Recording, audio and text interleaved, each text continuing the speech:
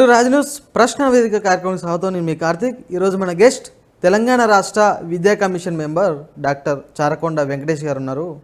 Welcome చేద్దాం. నమస్తే అండి. నమస్కారం. Welcome to Raj News. ఎలా ఉన్నారు?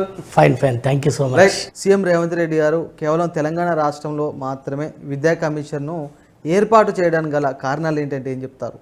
చాలా మంచి క్వశ్చన్ అడిగారు మీరు. అయితే దేశంలో వాస్తవానికి ఎక్కడ కూడా ఎడ్యుకేషన్ మీద కమిషన్ అనేది ఇప్పటివరకు ఎవరు వేయలేదు. అంటే కర్ణాటకలో కొంత ప్రయత్నం జరిగింది, అక్కడ కూడా కమిషన్ లాగానే వర్క్ చేయడం జరుగుతుంది.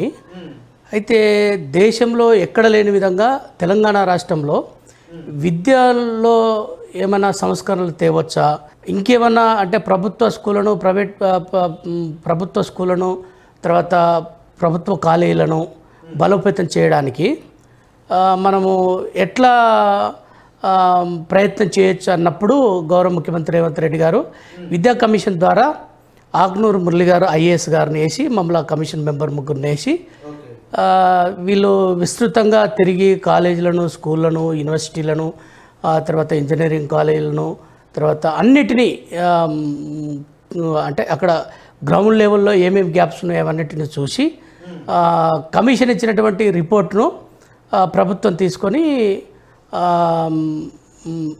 నిజంగా సంస్కరణ ఎట్లా తేవాలనేది ముఖ్యమంత్రి గారి ఆలోచన ఉన్నదని చెప్పేసి ఖచ్చితంగా డెఫినెట్గా అనుకోవచ్చు. విద్యారంగ సంస్కరణ రూపకల్పనలో మీ కమిషన్ పాత్ర ఏంటి? కమిషన్ వచ్చిన తర్వాత మేమంతా కూడా గౌరవ ముఖ్యమంత్రి రేవంత్ రెడ్డి గారి ఆదేశాల మేరకు అన్ని కాలేజీలు, స్కూళ్ళు, తర్వాత యూనివర్సిటీసు, తర్వాత చాలా విద్యా సంస్థలు వీటన్నిటినీ తిరిగినాం. వైడ్ కన్సల్టేషన్ చేసినాం, చాలా పబ్లిక్ హియరింగ్స్ చేసినాం.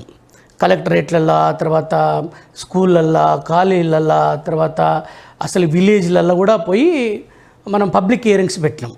పబ్లిక్ హియరింగ్స్ పెడితే అక్కడ విద్యార్థుల యొక్క పేరెంట్సు, తర్వాత విద్యాభిమానులు, మంచి చదువుకున్నటువంటి బుద్ధిజీవులు, తర్వాత సోషల్ ఆర్గనైజేషన్స్ అన్నిటితో కన్సల్టేషన్ చేసి ఒక పెద్ద రిపోర్ట్ తయారు చేయడం జరిగింది.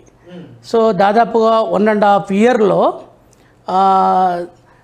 434 రికమెండేషన్ చేయడం జరిగింది.